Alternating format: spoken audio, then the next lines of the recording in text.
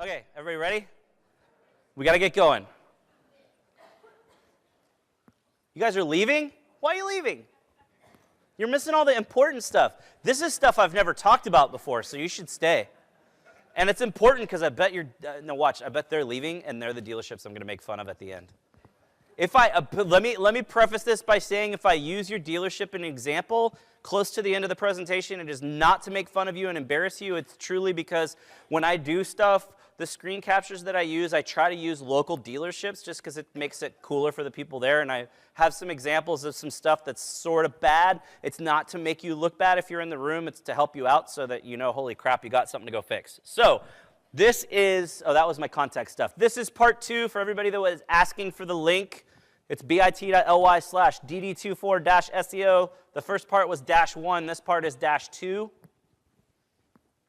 So this will give you all the slides to part 2 for everyone. Anybody in here that wasn't in part 1 other than front row?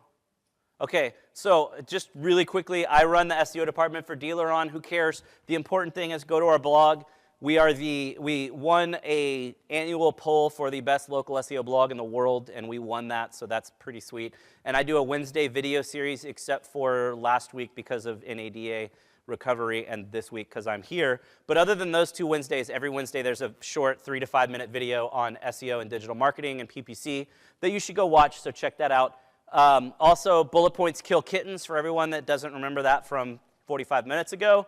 For those of you that weren't in here, you don't get the full 154 because you missed the first half, but every time I do presentations, there's a movie theme, and we're doing superhero movies, so I've got a bunch of movies from every superhero movie from the last 50 years, but I think we're starting in like the 90s, so you missed everything for the first like 30 years. But if you're curious, there is movies and release dates over on the side. So let's do a quick recap. And yes, that was Shaq's movie where he was a superhero. If you haven't seen it, it is glorious and very craptastic, and you should go watch it. First of all, 2 kinds of SEO. Local SEO is the best thing you can do for your dealership. You can explain how it works with pizza delivery. That's Nick Fury before it was cool Samuel L. Jackson. You can explain why you should do local SEO with simple math. Proximity is the most important ranking factor, and you need to get links from local sites. Boom! I just saved you guys the whole first hour. You didn't know you could have skipped it and learned everything right there in 10 seconds. So now we're moving on. We're talking about content signals. This is the second biggest chunk of the pie in the local search ranking factors. The important thing here is quality is what matters. It is not about quantity. And there are providers down there on the expo hall floor that will try to sell you on their SEO service because Google likes fresh content, and we're going to give you 20 pages of content a month. The thing is, if you take all your VDPs and search pages out, you need maybe 15 to 20, maybe 25 pages of content on your website. These guys that are going to give you 20 pages of content a month are going to add 240 pages of content to your website in the space of a year with no strategy other than Google likes fresh content. That's not good for you. And unique doesn't matter anymore. This is something people have been saying for years. You've got to have unique content. You've got to have unique content. Your content has to be unique. Don't have duplicate content. It's got to be unique. But guess what? Unique doesn't really matter anymore because back in the day when only one person had content that was unique, that guy totally shot to the top of rankings, and Google's going to reward that guy because that was a differentiator. But now, if everybody's content is unique, then now everybody's on the same playing field. Nobody's unique. Nobody has a differentiator because everybody's content is the same. So you don't want to worry about being unique so much anymore. It's not the big, massive game changer that it used to be. Instead, make sure your content is actually local content. And that doesn't mean that there's some magic number of keyword density that you need to go put the city name in a certain number of times on each page of your site. It's not about just having the city name there. It's about having the content actually be local and actually about the local area so that it only applies to people in that area. And you've got to have the right thought process. A lot of times when dealers are writing stuff for their website, they've got the wrong thought process. They're thinking, if I go write this page is going to show up on Google so well. But they're not thinking about what that page looks like to actual humans. And they're usually putting up pages that actual humans are never going to read. And that's the wrong way to go about it. That's going to get you penalized now. That's what's called the doorway page. Instead, you'll want to create content that's going to help your users, something that's going to benefit your customer experience online. That's the sort of content that makes your site convert better, and that's the sort of content that Google rewards with higher visibility. Everything that you add to your site needs a reason to be there. Don't put shit on your site for the sake of putting shit on your site. I'm kind of mad that I was speaking the last hour because there was a guy across the hall that said his whole presentation was, who's your website for anyway? Are you designing your website for your staff, or are you designing your website for your customers? Because most dealers care more about how their staff uses the site than how their customers use the site. It's not about how your staff uses the site. It's about the customer experience on your site. So everything that's there needs a reason to be there because it enhances the version of your site that your customers are using. And those of you that haven't seen Pootie Tang, you should go see it. It is ridiculously hilarious. So make sure your content is easy to navigate. People have to be able to find it quickly and easily. And don't make people have to work to read the stuff that you're putting on your site. Google released an update last year that targets intrusive pop-ups. If you have a pop-up that appears without someone clicking on it to make it appear, that is very dangerous, especially if it's large enough to cover up the text content on your site, which for most of you, that's your shitty chat pop-up. Which, okay, chat's great, but don't shove a pop-up down somebody's throat when they've just landed on the site. Any pop-ups that cover content have the potential to get you penalized. Yes.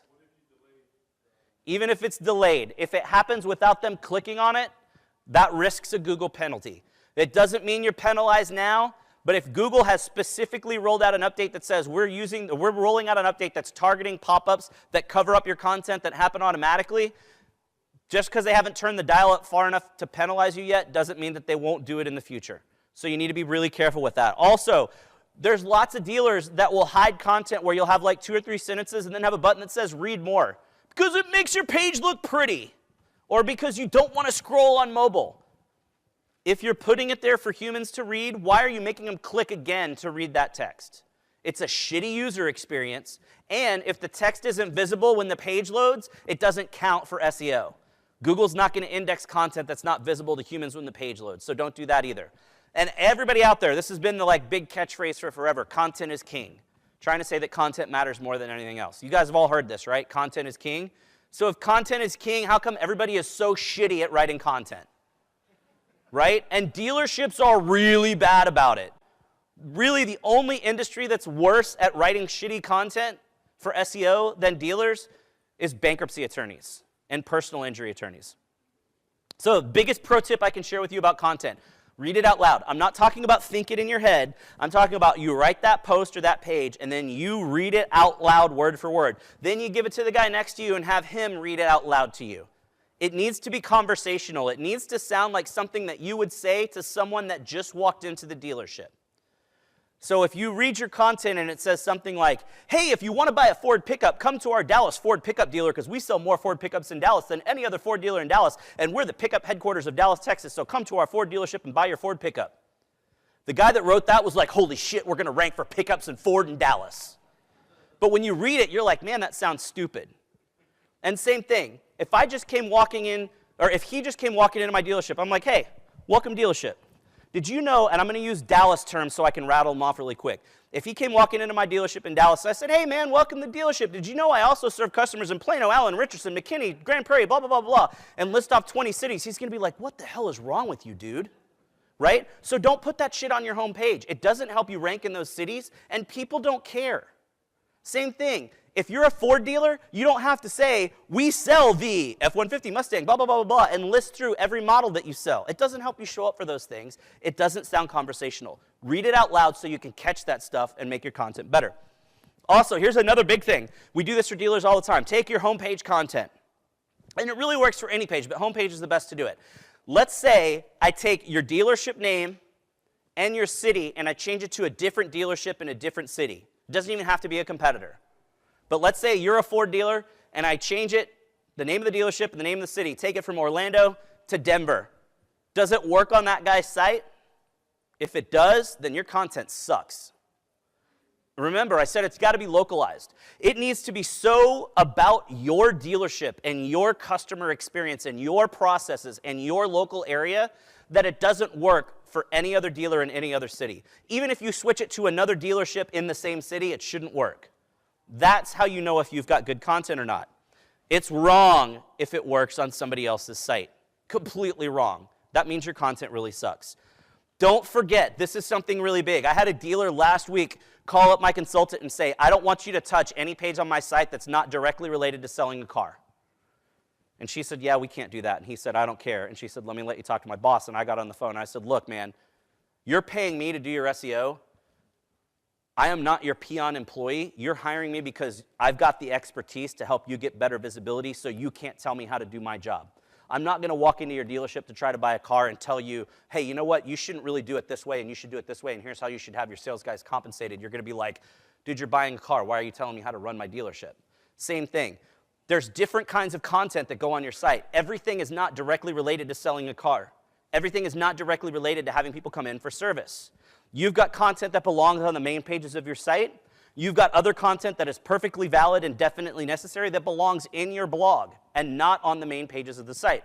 Also, you've got content that is directly related to sales, directly related to generating revenue, but you also have content that has jack squat to do with driving leads or driving customers or bringing in sales. But it's still necessary. You should still have it on your site. So make sure that you've got everything. Never, ever, ever write content just because you heard Google likes fresh content. You should never say, I'm writing content because, oh man, it's Monday and I got to put a blog post up, so let's put another blog post up. Let me go figure out some bullshit to write on my blog. Don't ever do it for the sake of writing content. Do it because you have a purpose. Create a plan. Think of what value you're going to generate for your customers. If you think ahead and have a plan, it's much easier to create content that's good, that has a purpose. Create a calendar. And I'm not saying create a content calendar so you can churn out a bunch of bullshit blog posts. That's how all the other people are talking about it. Let's do content marketing and have a content calendar. No. Create a calendar so that you know when you need to be adding things to the site, so that you've got time to hold yourself accountable and go do the research beforehand and spend the time to write quality content. That's the way to win. Don't make your blog all about you. If I just bought a car from you, I'm not going to come back and keep reading your blog because you're like, oh my God, we're awesome. Check out all the cars we sold this month. Here's another delivery photo. Whoop-de-frickin-do. Or, oh my gosh, we just won the President's Award. We're the best dealership in the state. Who cares? I'm not going to follow your blog because you're bragging about how awesome you are all the time. So stop doing it. For our clients, when we're doing SEO for people, 50% of the blog content is the standard type of sales and marketing and event stuff that you'd see on any dealership blog. The other 50% of the posts have jack squat to do with the dealership. And a lot of dealers freak out about this at first. But think about it. If I just bought an F-150 from you, and all your blogs are about the cars that you're selling or what's going on at the dealership, I could give a squat. But if I just bought an F-150, and next week you put out a blog post that says, hey, if you just bought an F-150 from us, here's the 15 coolest places in Texas you can go off-roading in your new truck. I'm going to be, hell yeah, I'm going to go read that. Or maybe 2 months later, hey, it's almost Christmas time. You want to go get some Christmas trees and cut them down yourself. You can use that new pickup you bought, and here's 5 cool lots that you can go cut down your own Christmas trees that are within a one-day drive of the dealership. Things like that. It may tie into the vehicle that they bought. Like anybody in here, Chrysler dealers? Anybody? Okay, blog posts here. The way to go is here's cool shit to go do in your Jeep. That stuff people are going to read all day long. Even people that don't drive Jeeps or own Jeeps will read a blog post that's here's cool shit to go do in your Jeep.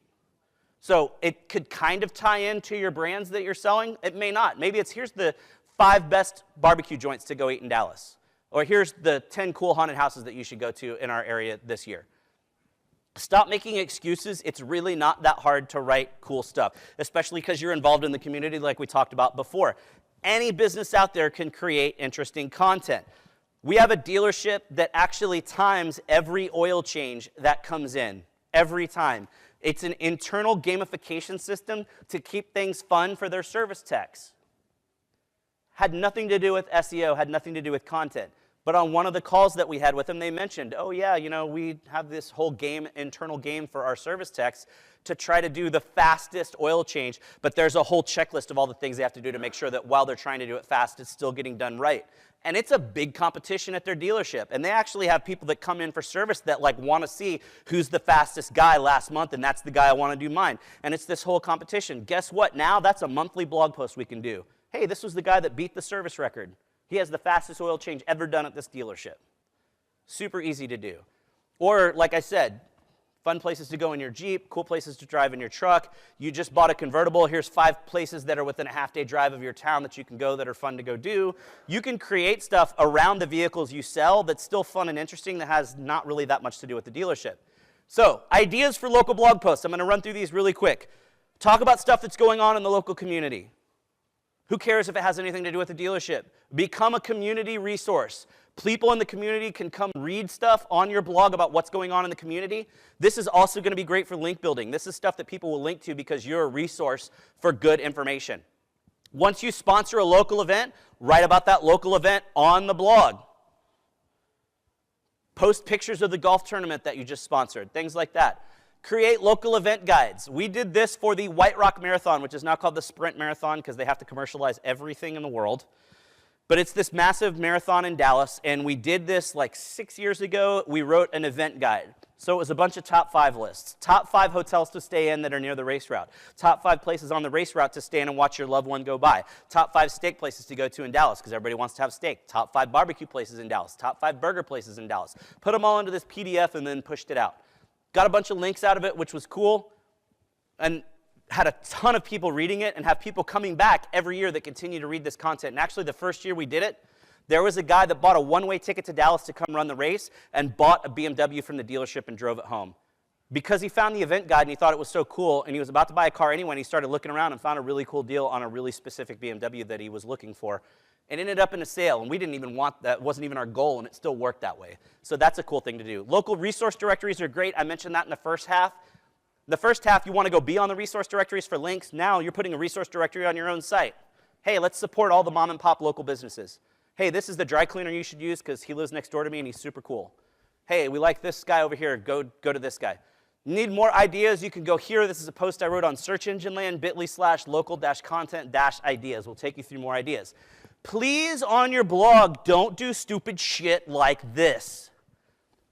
Just for those of you that are in the back and for comedic effect, I'm going to read the categories of these blogs. First one, Mercedes-Benz Philanthropy News, Chambersburg, Pennsylvania. You think any human in the history of the world has ever searched Mercedes-Benz Philanthropy News?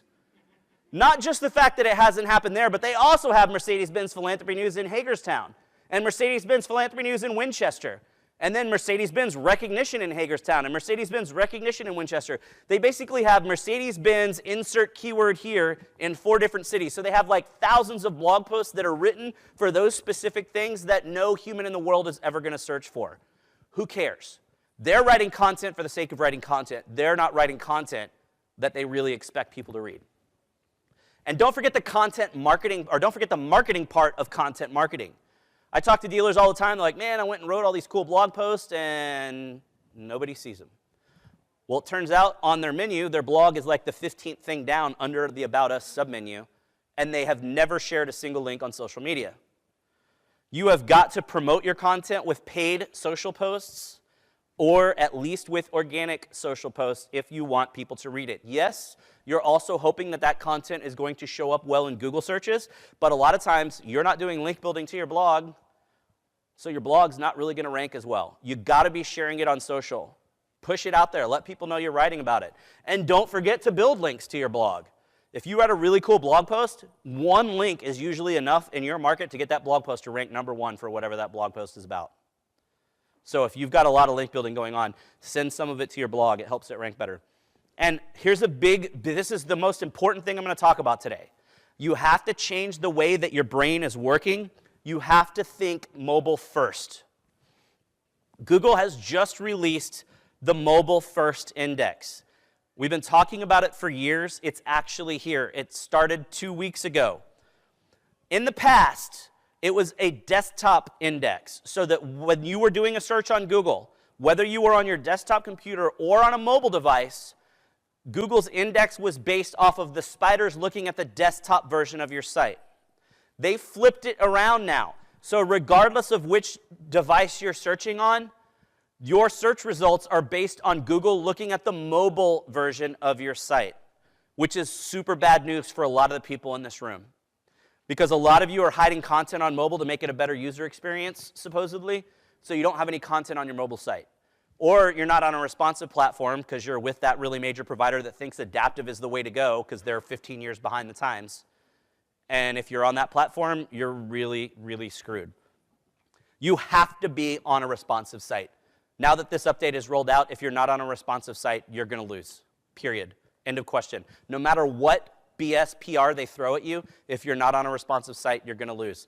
When you're creating content, everybody right now writes it on desktop, and they're like, oh, my site's responsive. It's going to shift around, and it'll look OK on mobile. That's the wrong way to do it. When you're writing content now, you should be primarily thinking about that content and how it shows up on mobile. Because most of your traffic's coming on mobile anyway. So start designing for mobile. Think about what it looks like on mobile first, and then use CSS to enhance the experience for bigger screen sizes.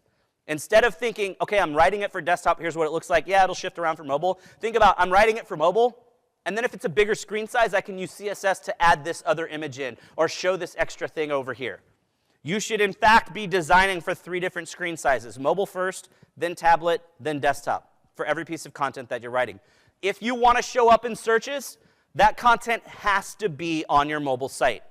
So all of you that are hiding stuff on mobile or reducing the amount of text on mobile to make it less scrolly, guess what? Nobody cares if you have to scroll on mobile. People know you're going to have to scroll more on mobile. Don't worry about it, because if the text doesn't exist on mobile, but it's on your desktop site, you're not going to show up in searches anymore, even though it's on your desktop site.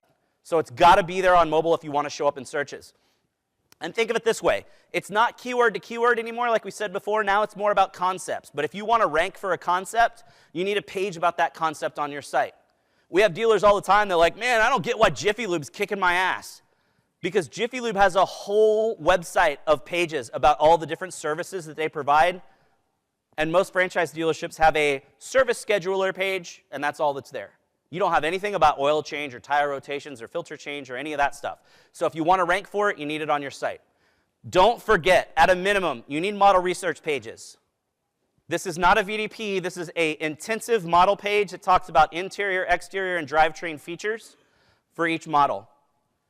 This is one of those that even though it's about a car, this is a non-revenue generating page. This is a very early funnel traffic page.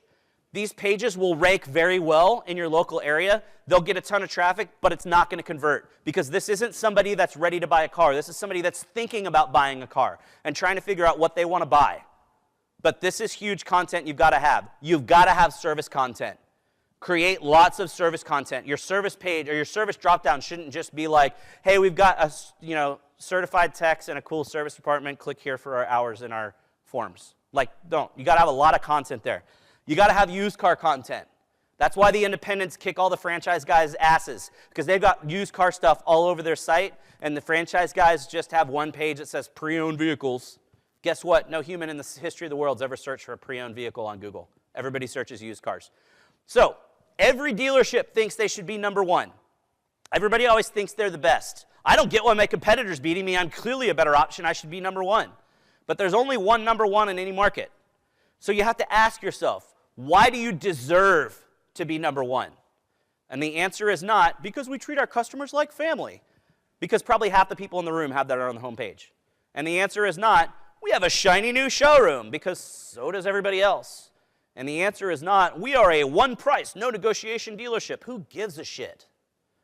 Answer this question truly and honestly. Why should I come buy from you? Why are you so badass? And why is your custom experience so amazing that I would not even consider going to one of your competitors to buy a car? If you can answer that question, it's super easy to write really badass content for your site. And then this is how you optimize that badass content once you've written it. But remember, just because I'm telling you to do this doesn't mean it's going to guaranteed work for you. Test it for yourself. But for most dealers, this is really killer stuff. Because honestly, compared to the rest of the internet, most dealerships are about 4 or 5 years behind everyone else when it comes to SEO strategies. So for attorneys, this stuff doesn't work anymore because it's like the unique content thing. Once everybody's doing it, it doesn't matter. But in most markets, most dealerships aren't doing the stuff I'm about to share with you, so this can be a massive game changer. So first, city and state in the title tag. That's the most weighted SEO element on the page. It shows up above the URL bar. Never put your dealership name first. You don't need to optimize for the name of your dealership. You're the only thing named that. You'll always rank #1 for that search. Use that space to optimize for the keywords you need to target, used cars, service, things like that. Make sure your location stuff's there. Also in the H1 heading on the page, that's the big thick headline above your text. You should only have one H1 on the page. It should be optimized, it should be conversational, it should include that location stuff. Also, obviously in the page content, we've already talked about that. The alt text on image is another place that a lot of people forget to optimize. This is code behind the scenes that describes what's in the image. Back in the day, we used to say you need to put this in here because Google can't interpret what's in an image. Well, now Google's very accurate at interpreting what's in an image, but it's still in the algorithm. It's still a place to optimize for. Also, my prediction is that within the next 2 years, this will be a compliance issue for every major manufacturer. This is already a compliance issue for Honda. Honda dealers in the room? Anybody? You guys, this is already compliance for you guys. If you don't have alt text on your images, you get dinged for compliance. It's ADA, American with Disabilities Act. Because anyone that's blind and using a screen reader, they can't see what's in the pictures on your site, but if there's alt text, that screen reader will describe what's in the image. So make sure you've got that. It's gonna, I guarantee you this is coming to other manufacturers, so get ahead of the game and make sure you've already got it, and make sure you've got that location stuff there. Every platform out there now allows you to customize the URLs for your internal pages. Get that location information into the URLs for your internal pages. The meta description is what populates those 3 or 4 gray sentences underneath your blue link when you show up in Google. You can't spam this. You can't over-optimize this. This doesn't matter in the ranking algorithm, but it's like your AdWords text. If you've got your location information in that gray text description underneath your blue link in a Google search result, you're going to get more click-throughs, so this is going to help with conversions. You need an embedded Google map at a minimum on the home page and your contact page. This is not a photo of a Google map. This is a live Google map embed. Yes, this will slow down your site a little bit, but it's okay. Have that Google map, and when you embed that Google map, make sure your provider does it correctly or that you do it correctly internally. You don't go to Google and type in your address. You go to Google and type in the name of your dealership. If you do it where you just type in your address, the map pane is simply labeled with the address, and the info box simply has the address. If you do it from a dealership search, now it's got the name of the dealership by the map pane, the name of the dealership up top, and your review stars. So it's a better signal for Google and for your customers. And yes, unfortunately for everyone out there in the world that is caring about call tracking, kind of screws your SEO. Google's algorithm expects you to have a local phone number displayed on the site. So if you're doing call tracking, make sure it's a local area code phone number. If you can't do that because certain providers don't let you or certain manufacturers don't let you, make sure you do have a local number on the page somewhere as well. Make sure your NAP, your name, address, phone number, is marked up with schema on your site. This is handled by your provider, but there are a lot of providers that suck. So depending on your website provider, you may have really screwed up schema markup on your site. That doesn't mean it can't be fixed. It just means that most of the dealers don't know any better to ask. So you can go check it. If you go to bit.ly/google-schema-test, that will take you to Google's structured data testing tool. You could put in your URL. If you have any warnings, it's not a big deal. If you have any errors, you need to talk to your provider and get those fixed. Here's an advanced strategy. Like I said earlier, if you don't have a physical address in a city, it's very hard to show up there. It doesn't mean it's impossible. This is an advanced strategy, local content silos. I'm actually the guy that invented this and wrote about this several years ago. There have been updates since then that make it less powerful, but it does still work. You can use this to show up in cities that are nearby where you don't have a physical location. It takes a whole lot of time, a whole lot of effort, and you have to have somebody that really knows their shit, but it does work. So if you're in a metro situation and you're not in the main metro, this is how you want to go. Or if you're out in the sticks and you want to show up in nearby cities, this is what you need to do. Moving on to citation signals.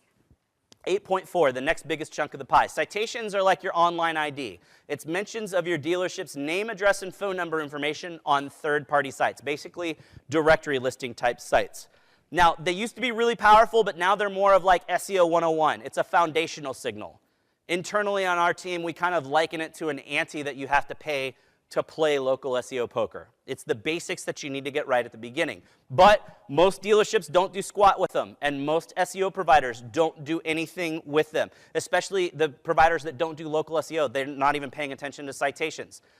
It's really important to the algorithm that everything is consistent. Every time your name, address, phone number appears on another site, Google's algorithm is pattern detection. Remember, that's the theme of today.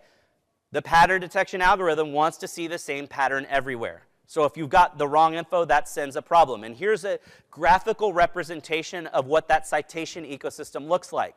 You've got these 4 in the pink that are the primary data aggregators that send location information out to every other location-based site on the internet. Then you've got the ones here in blue on the sides that are the second-tier really important sites.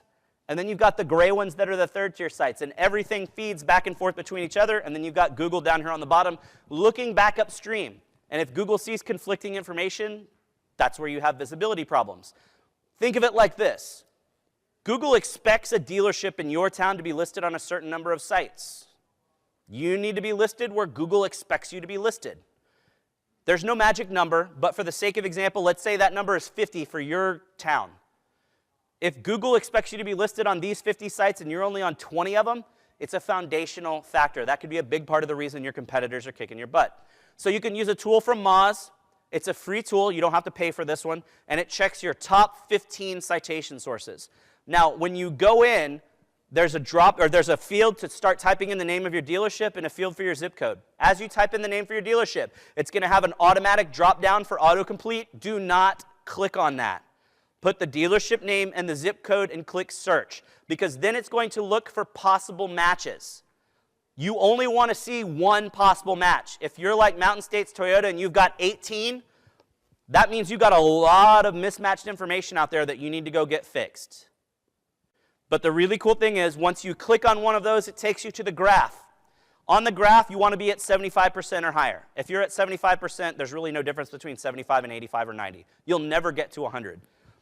Down here, it's going to show you how you exist on those sites. If it's a negative gray bar, that means you don't have a listing on that site. If it's negative red, that means you've got inconsistent info on that site. If it's negative yellow, that means you've got duplicate listings on that site. And we talked earlier about how duplicates are really bad. So this is a really cool tool. Again, this is checking your top 15. Yes?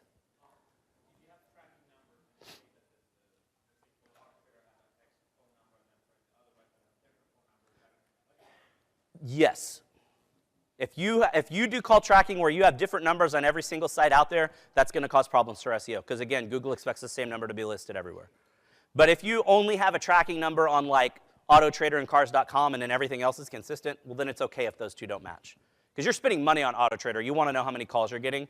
But like Facebook, you're not spending money on Facebook. Who cares how many calls you get from Facebook? Use the same number there.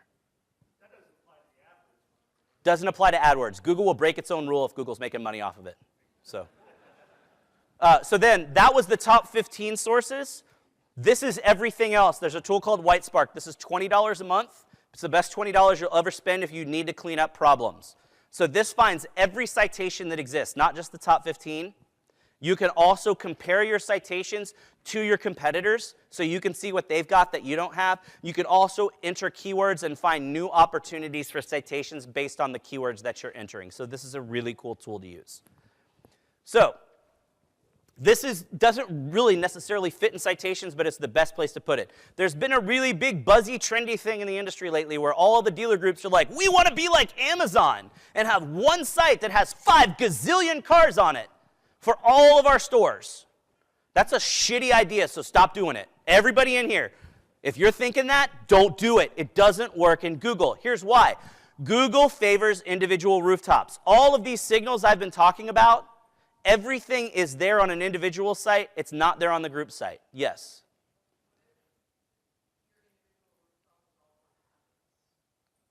That gets a little more complicated, but if your group site is for like an auto mall kind of thing where they're all like on one street corner, then you're kind of okay, but it's still not a great idea, and here's why. The group site is not as geographically relevant. It's more so in a situation like that where it's all in one town, but most of the time, I was talking to a guy 2 hours ago on the booth. They've got 22 stores across 6 states.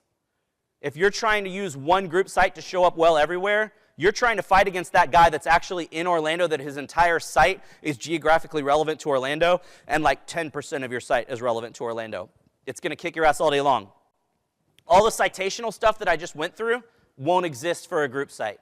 It exists on the individual sites, but not for the group site. So again, not so great there. And it doesn't provide that awesome user experience. Everybody's like, it's like Amazon, and there's a gazillion cars, and they can find just what they want. You know what?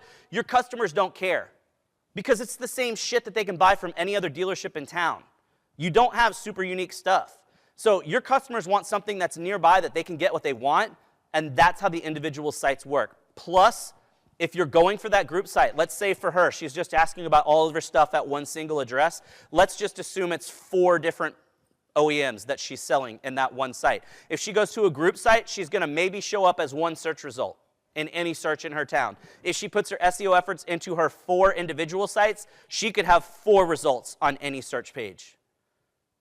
So why would you want to put all your eggs in one basket and only have one search result when you can have multiple search results on the page? It just doesn't work. Unfortunately, no matter how much you want it to work, that's not the way Google's algorithm works, and you got to play by Google's rules.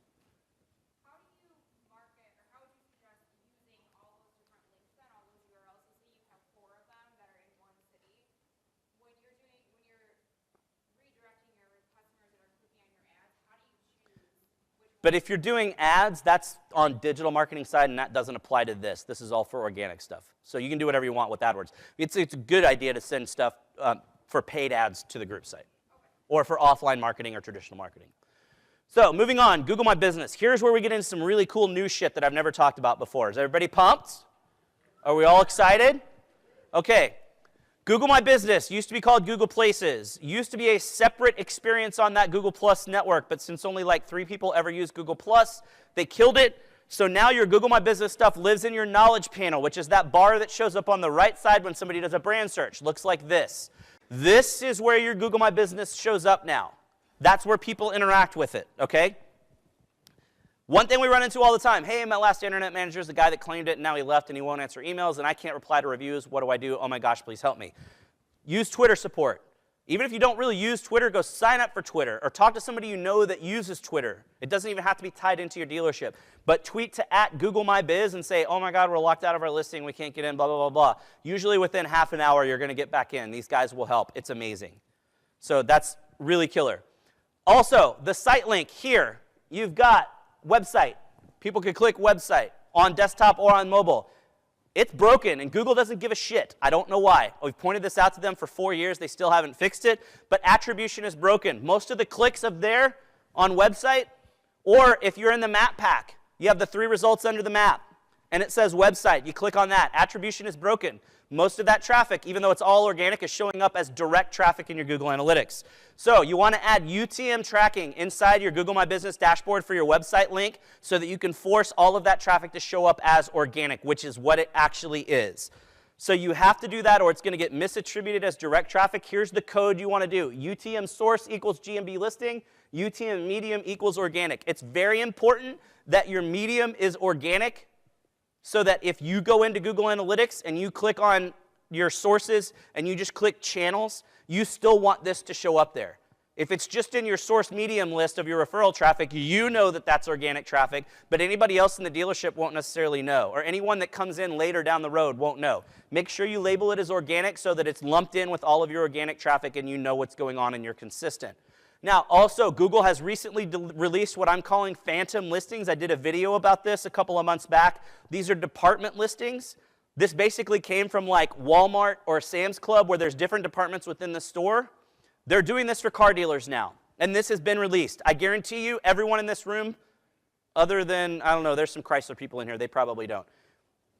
Most of you in here have these, and you may not know about it. Here's how you find it. You do a Google Maps search for the name of your dealership, and then you zoom way in. It's going to show up on either the very last closest zoom or the next to the last zoom, and it's going to look like this. You'll see the name of your dealership, and you're going to see a generic brand service or brand parts. So like this guy, John Elway Chevy, has Chevrolet service, Chevrolet parts. Guess what? Every other Chevy dealer in town has a listing that says Chevrolet service, Chevrolet parts. So here's what you do. You guys want to know what to do, right? Anybody care? Okay, luckily one person said yes, so now I'm going to tell everybody. Now, okay, you could have service and or parts.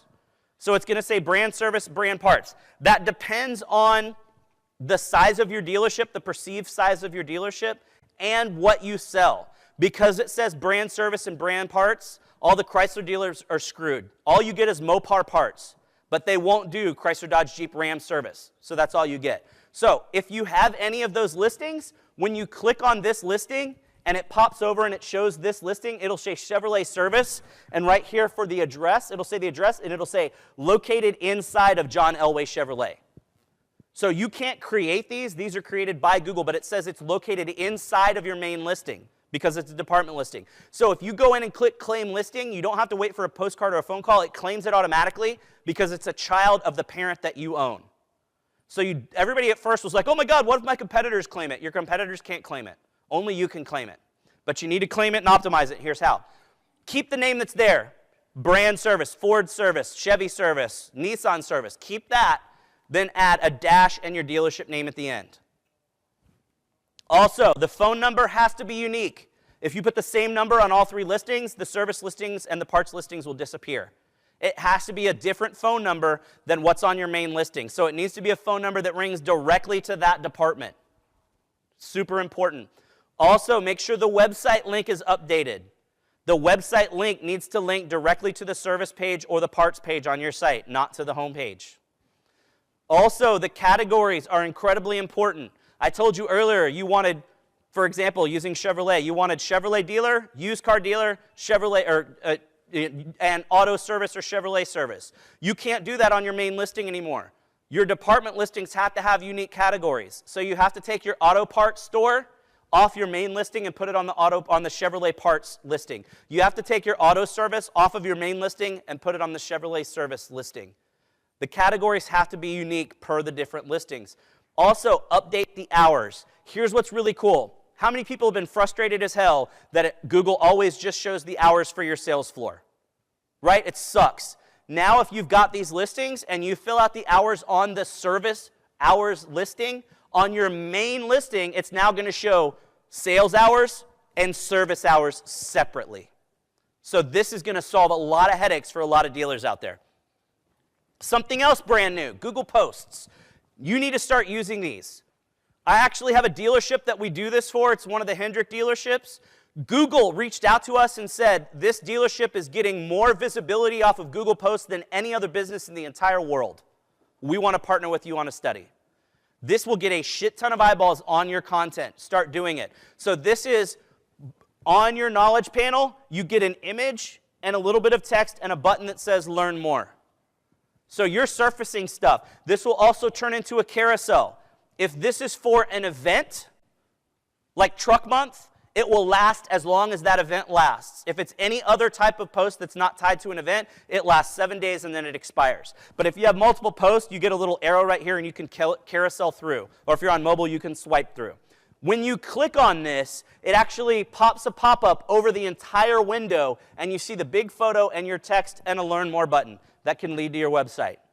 That's super cool, right? You've got people interacting with your specials and your content before they even get to your site. They're still on search results. But guess what? That button's fucking broken too. So make sure you put UTM tracking on that button because otherwise it shows up as direct traffic and that's organic traffic and you want to make sure you're getting credit for that on organic. Also, this is the most important thing I will talk about today. Google questions and answers. Does anybody know about this yet? Right? Like 4 people in the room. This is scary shit. What this is, let me, I don't know if I have a picture of it on the next slide. I don't. Okay, let's go back to this. Questions and answers, it doesn't show up on that one. It shows up on this one. Oh, how far back did I have to go? There we go. Questions and answers right there. Now this one says be the first to ask a question because there's not one there. But what that is, that allows any Google user to ask a question to the business. It also allows any Google user to answer questions that have been asked to your business. So you guys have questions out there that have been asked by totally random people and answered by totally random people. So let's look at some fun examples. And this is where I said if you're in the room, I don't want to embarrass you, but there's some bad shit out there. Okay. Oh, crap. I cut out the name of the dealership. 13155 South Orange Blossom Trail, Orlando. Anybody hear from that dealership? Yes, that's you? 13155 South Orange Blossom Trail? Okay, well still, here's this one. I hate reading slides, but I know the people in the back can't read. Question, do you have a phone number? Okay, dumbass, you're filling out the ask a question button that's like an inch below the phone number, right? But still, we see these on dealers all the time. Hey, I need your phone number. Okay, dude, you're asking this right below the phone number. Still, do you have a phone number? I have a Chevrolet Impala 2010. I was driving it today and it's overheated. That's what I see on the dashboard. After a couple minutes, the vehicle get back to normal. The radio's full of water. So what's the problem? Boom. Massive service lead right there. Anybody answer that question? Nope. Next one. Not even a question. It's, hey, your website sucks. Somebody else said, yep, not a big fan of it either. Great, that's not really good for stuff hanging out there. This is before people even get to your website. They're seeing this on Google before they get to your site. Here's another one. Why, if service and parts open at 7, there is no one to connect us to you? Makes no sense to have no answer phones at 7 or to be open at 7 if I can't get a hold of you. That's a problem for your service department if you're open at 7 and nobody's answering the phones and nobody's there. But then somebody says, isn't there a telephone auto attendant in place? Right? Here's another good one. Do you do oil changes and how much? They do, but I would not recommend this place for anything. Someone else. Yes, they do, but I would there somewhere else. Last one. I'll echo everyone else here. Go somewhere else.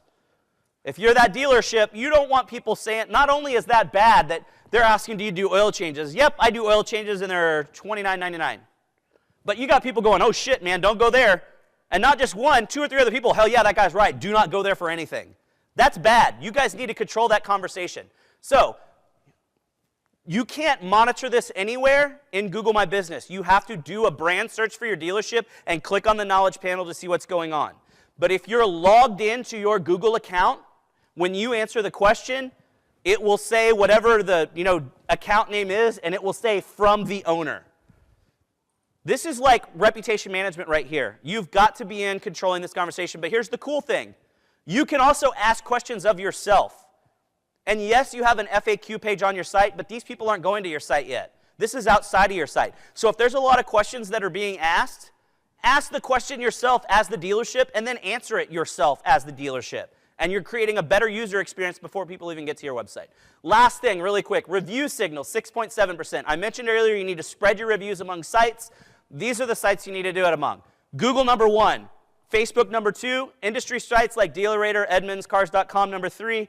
Yelp, number 4. Yes, you have to do Yelp because if anyone searches for you on one of these and they're using Apple Maps, the stars that show up come from Apple Maps, not from Google. So you don't want to be this guy that has 441 reviews and a 4.4 rating and a 1.5-star rating on Yelp.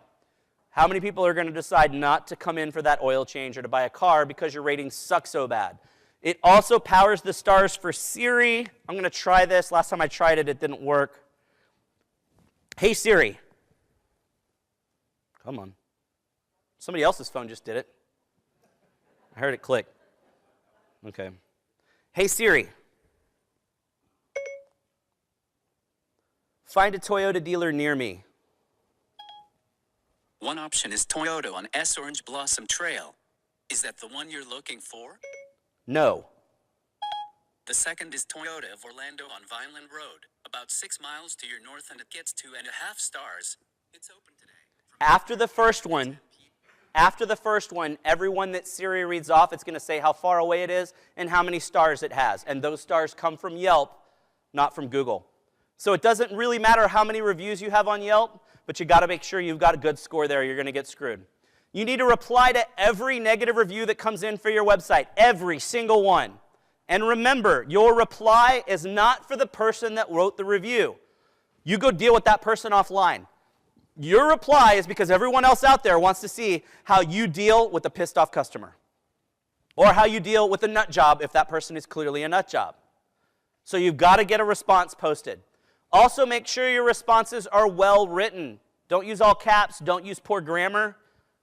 Also don't use canned responses.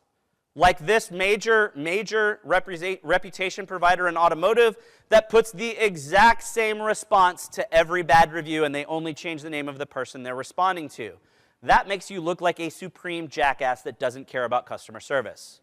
Also, stop putting, "We're sorry you had a bad experience. Our goal is to provide the best customer experience out there. Please call me and we can talk about it." And the next review says, "Oh, we really try to give great customer service. We're sorry you didn't have a great thing. Can you please call us at this number?" Like, sure, it's a different response to each one, but you're not responding to what's actually in the review. You're just like, "Oh, sorry, we tried to be better, but call us," and it's completely generic. Don't do that shit anymore. It makes you look bad. So, hopefully now you guys are not feeling down about local SEO, and with the tips that I've given you today, you'll be able to go from underdog of local SEO to all being goddamn Batman. So that was it. That was the presentation. Follow me on Twitter. Thank you. If you're a Twitter user, follow me on Twitter because I go to so many. I spoke at 30 conferences last year. I get really bored at all the SEO conferences, and I'm seeing the same people speak again and again. So I live tweet the conferences. So if you follow me on Twitter when I go to a conference, you can get lots of free SEO tips and SEM tips. There's my email address. If anyone has questions and you don't want to ask me today or you got to get off to something else, that's cool. Email me and ask me a question. I'll also be at the booth all week. And for everyone that wants to download the slides, that's the link to the part 1. That's the link to the part 2. And if you download the slides and you're curious and you want to watch, I'll wait till they're done taking their pictures. At the end of the deck, there is a list of all 154 movies in order of release date, in case you want to go watch some cool movies. So thank you.